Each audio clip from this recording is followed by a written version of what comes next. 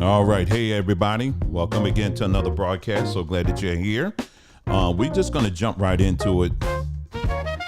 There's this question that comes up, or a statement or a comment, or however you want to call it, where there, when we were in the Hebrew space a while back, we were learning about our history. I'm talking about Nicole and I, and many others as well. We realized that this Hebrew journey that we were on was taking us to these people that we did not agree with. I'm talking about Israel, the state of Israel, that kind of thing, right? And we've gone into this and we've talked about this before many times. And so, again, you go back to our playlist about leaving the Hebrew matrix, and we got a whole bunch of videos there that talk all about that and talk about step by step and where we were and our decision process and everything. So we're very clear and open with that. Okay, so that's clear. But during that time of transition, one of the things we started doing was we were really learning about our African history, which we're very proud of. There's some things in anybody's lineage or history of things that are kind of like iffy, and you're like, I don't want to embrace that. But there's other things in there that are beautiful and wonderful and all of that. And what you'll find, what I began to discover when I was in the Hebrew world, was how it was just great disdain for Africa. It was a huge disdain for Africa and all things African.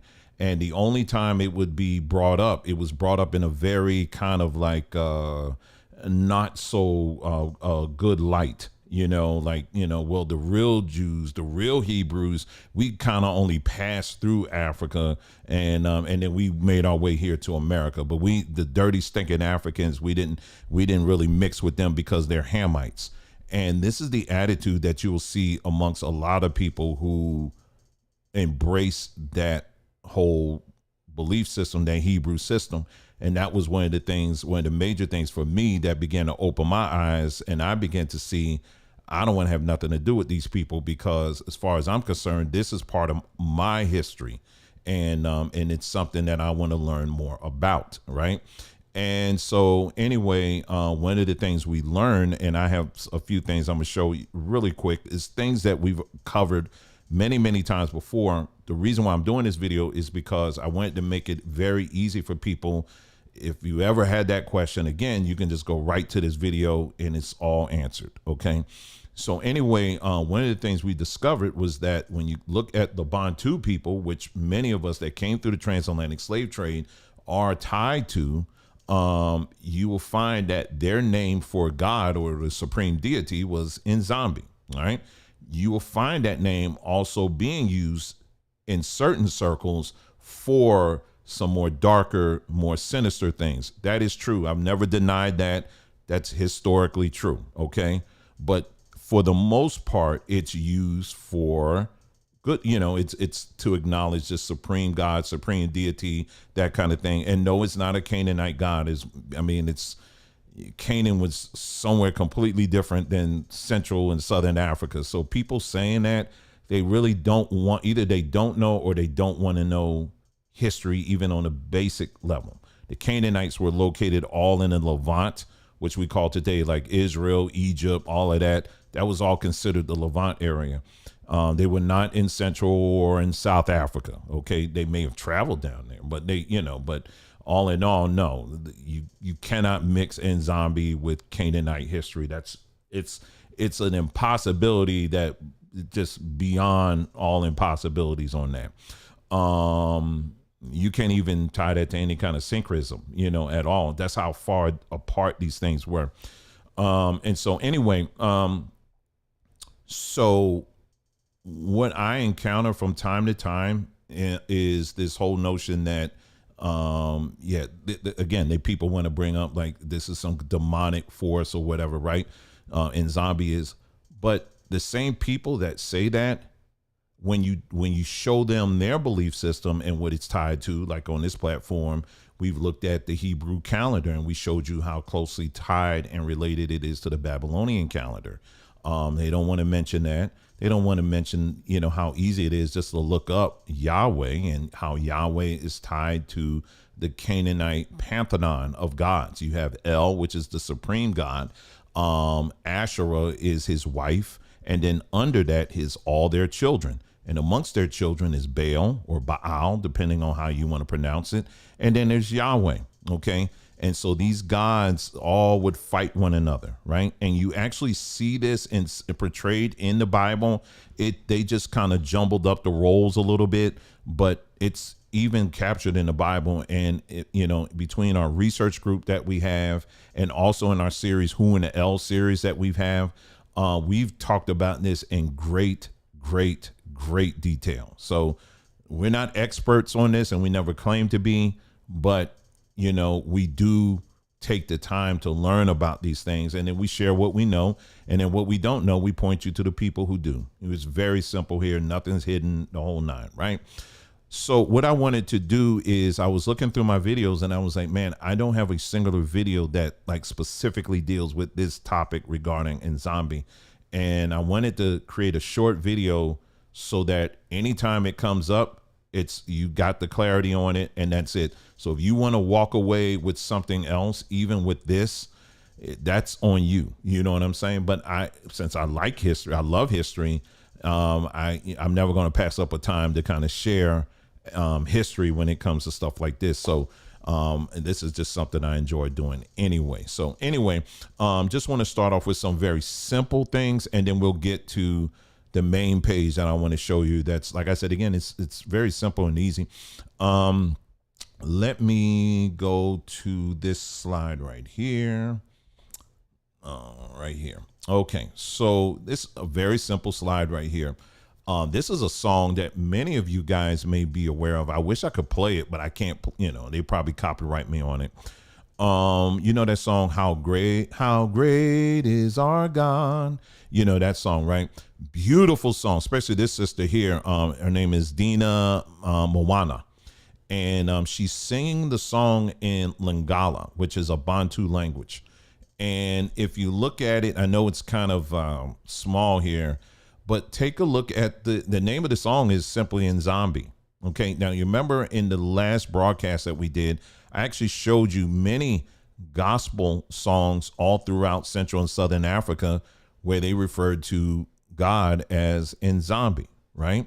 So this isn't anything new. The only people who want to make it spooky and scary are people, again, either they have a hatred towards Africa, and they don't want, and they have completely bought into the Western mindset on anything coming out of Africa. And so anyway, if you take a look, here's the lyrics right here. It goes Nzambe, and it goes on Nzambe, blah, blah, blah. I can't pronounce that.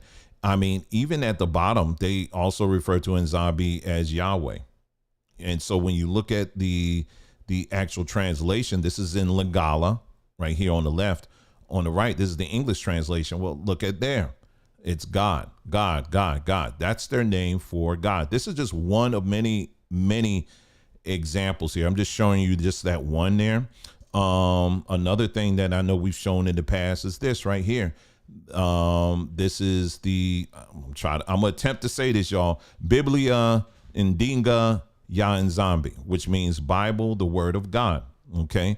So here you have a Bible that actually has its Genesis, the Revelation, and it has Nzambe on the front. There's nothing demonic about this name. Okay. I'm trying to tell you. All right. And here in this case, you even have churches that have Nzambe. These are Christian churches that refer to God as Nzambe. Okay. So those are just a few examples there. So again, so far, if you want to walk away with anything else, that's just because you are choosing that. Okay. But now let's take a look at this. All right. And we're going to go back to Wikipedia again. Now, again, remember what we said in our last broadcast regarding Wikipedia. Wikipedia in of itself is a starter point. However, it's when you click on the links, they will take you to the first sources where they get this from, so you can verify that what is being said on this page is legitimate. So we are not saying Wikipedia is on the cover is the primary source. But the Wikipedia, what it does, it contains, it's an aggregate, it aggregates links that will take you to the primary sources. Okay. But besides even that, there are tons of books that talk about everything that you'll find on this page. So like I said, for those who are not lazy, this will be very easy for you. But I'm kind of doing this for those that are lazy, who don't want to, they will only look up certain things that align with their, what would you call confirmation bias. Okay. Now, if you notice up here, I'm using Nzambe. Okay. Now, remember in the last broadcast, I talked about how there's different spellings of Nzambe. Well, this is it right here. So Nzambe, also Nzambe, Nyembi, Nzambe. I mean, they give all the different spellings on there. They said is the supreme God, the Sky Father, and God of the Sun. Okay, so that's what they're calling it. Now, again, let me be clear here. And we simply are just going by what these individuals, how they see God, okay, how they view God. We're not telling people that you got to start using his name. You know what I'm saying? So don't put words in my mouth. Don't read between the lines, because there's no lines in between to be read. Okay. So we're just giving you exactly what is being said here. Okay. And my challenge to people who have an issue with this is to look up Yahweh, because I'm going to pull that up for you too later on. Okay. But I promise you, this is not going to be a long broadcast at all. Okay, so real quick, we're going to look at the Bakongo people. The Bakongo people of the Democratic Republic of Congo, Angola, and the Republic of Congo believe in the supreme God Nzambe Mpungu and his female counterpart Nzambisi. All right, that sounds a lot like how it's set up with the Yahweh and Asherah. That's kind of what it sounds like. They are the only people who recognize Nzambe as both male and female, with Nzambe Mpungu symbolizing the sun and Nzambisi representing the moon and the earth. All right. Then you got Bassa people. The Bassa people of Cameroon believe the supreme being of Ngambi and Nyombe is the revealer of secret truths, present and future. After the Bible was published in the Bassa language in 1922, Ngambi became seen as the creator God due to his great respect of elders in the society. Ngambi is also seen as the greatest elder. And the Chokwe people of the Northeast Angola believe in the supreme God Nzambe, similar to the Bakongo God Nzambe Mpungu, who they also call Kalunga and Samatanga. The latter meaning of the creator, the king, and Mwanagana is said to be a representative of Nzambe. They both had the ability to connect to the physical world and spiritual world of the ancestors and seek guidance from nature spirits. Okay. The Fang people, the Fang people of the Cameroon and Gabon believe in the supreme God Nzemi, also called Mbiri. In Fang cosmology, Nzemi created everything in the world and blew life into earth. And the first ancestor Nzambe is said to have created three spirits: Nzambe with strength, Mbiri with leadership, and Nkiwa with beauty. And then we got the Lili people. The Lili people of the Democratic Republic of Congo believe in the supreme being Nzambe, created all things, including the forest, which supplies them with most of their needs, from fish, salt, corn, medicinal plants, and firewood, meat from animals, oil. Nzambe is said to have created water spirits called, they said the water spirits. See, that's what it is. Oh, case closed, end of discussion. Oh, red flag, whoop, whoop, whoop. Remember, like I said again, with number one, we are not, for us here on this platform, as far as recognizing any deity, we've said many times at this point now, we ain't embracing now one of them. Do you understand what I'm saying? We've said that repeatedly. So don't have selective memory. Okay. But we've said that repeatedly here. And it goes on. This whole page, it breaks down, talks about the Akan people, the Lozi people. All of these people have their own spelling of Nzambe. And each spelling also, you can look and see how they have slightly different characteristics. Okay. but it's very fascinating to read this and to find out, you know, the details of this history, because again, we are wanting to know where we come from, right? And this was part of our journey. And we also wanted to know what our people then believed, what was their belief system. And this is what we discovered. Okay. And then we just left it at that. Now there are individuals, some people out who use this name, you know, when they're praying or whatever. That's their choice. That's them. But you're going to have to use the same standard if you're going to if you're only going to build a case on the negative aspects of Nzambe or Nzambe, you also have to do it when you're talking about Yahweh. And let's go ahead and bring that up. See, this is the part of the conversation where people start getting quiet because they don't want to look at that. Okay, so we're just very quickly, Yahweh, let's look up Yahweh. All right, I'm using the same exact source here. All right, let's bring it up real quick here. And like I said, y'all, this is going to be a very short video. All right, so same thing here. And I shared this yesterday in the last broadcast. I said Yahweh is an ancient Levantine deity and national god of the Israelite kingdoms of Israel and Judah. Though no consensus exists regarding the deity's origin, scholars generally contend that Yahweh is associated with Seir, Edom, Paran, and Teman, and later with Canaan. The origins of worship reach at least to the early Iron Age and likely to the late Bronze Age, if not somewhat earlier. And what else here? Let me see here. And then they go on here with some other stuff here, but Yahweh in of itself was associated with the Canaanite war god. All right. I also have this here. All right. And so this is a portrayal of Yahweh right here. They're saying possibly represents Yahweh. Let's see here. With some other things I can show you very quickly here, because like I said, this is not going to be long at all. I showed you this. I've showed this on this platform many times before. Let's see.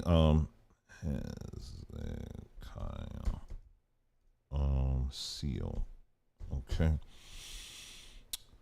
Let's see. Now this is, I'm going to show you this real quick here. This is King Hezekiah's seal. Okay. They discovered this in Israel. Well, if you take a look at King Hezekiah's seal, you will see, let me see if I can make that any bigger. You can take a look at that and you see you got the Egyptian Ankh, you have this, the wing disc, you have the tetragrammaton here. So you got all kinds of things going on. They found this in Israel. All right. And there's a whole there are articles about that. And we've actually, in our series, the Who and the L series, we actually we did a whole breakout of all the things they found in Israel that really reveal who this Yahweh was and all of that stuff. Even the name Jerusalem, we've done videos on that. In Jerusalem, the name Jerusalem itself, it actually is a Canaanite word, and it means, if I remember correctly, it's something about the god. It refers to the god of dusk. That's what it refers to, the god of dusk. And so that's even the name of Jerusalem. So again, I stress to you, we do not know everything here, and nor do we profess to know everything, but we are going to take the time to look these things up. And that's it. And even if we are not in complete agreement, let's say with African spirituality, we do have enough respect for the African people, regardless of what the culture is, and their spirituality, to at least, if we're going to talk about it, we're going to be factual about it. We can, and then from there, we can, whatever disagreements we have, we just leave that on the table, but we're not going to lie on these people. Okay. That's not what we're going to do. And so the final thing here, this last slide, I want to, right here, let's see, right here is this is the final thing here. Okay, so on the left, you see a portrayal of the god Nzambe. Okay, this is a portrayal of it. So this is for the people who want to say that, oh, see, they made, see, they're Canaanites because they, these are the Hamites because, see, they made graven images, but we didn't. But isn't it interesting that just a few months ago, the same people who have issues with Africa were literally tripping over themselves over Russian paintings, Russian portrayals of Jesus that happen to have darker skin. But see, this is what I'm trying to tell you. This belief system, this Black Hebrew system, at the end of the day, I don't even know. The only word that comes up to me is just coonish. It's very cool because you want to be these people so bad that you would plead with the Russians to immortalize what you think is you in their paintings. That's some low self-hating stuff. I mean, you had people, and y'all remember just a few months ago, they were taking video of Putin, President Putin, adding their own voiceovers to it to make it seem like he was saying that he discovered all of these paintings of Black Hebrew Israelites. And I was like, and grown people were actually believing this. So you want to call African spirituality, you want to cast it all in a demonic bucket. But when it comes to what your belief system is, you want Russian paintings.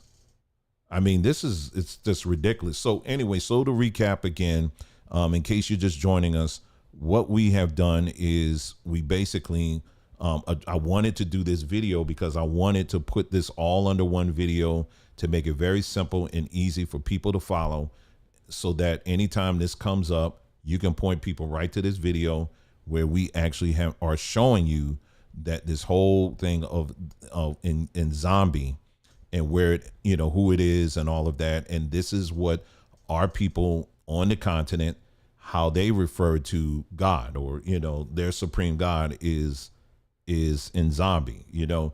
Not everybody on the continent use that name, but a lot of them do. And social media is full of examples where you will see these people doing that. Beautiful music. It's a beautiful culture. Are there things in there we're not going to see eye to eye with? Of course there is. But it doesn't make their culture any less than what you're trying to pretend to be. Okay, so we're just going to leave it at that. And like I said, you can look this stuff up of your own. This is going to be a very short video so that you can look at this up for yourself. And more than welcome to ask any questions.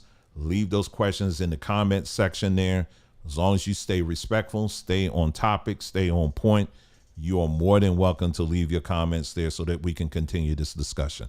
Okay, so I'm all finished. Thank you so much for tuning in. Take care, and I'll see you next time.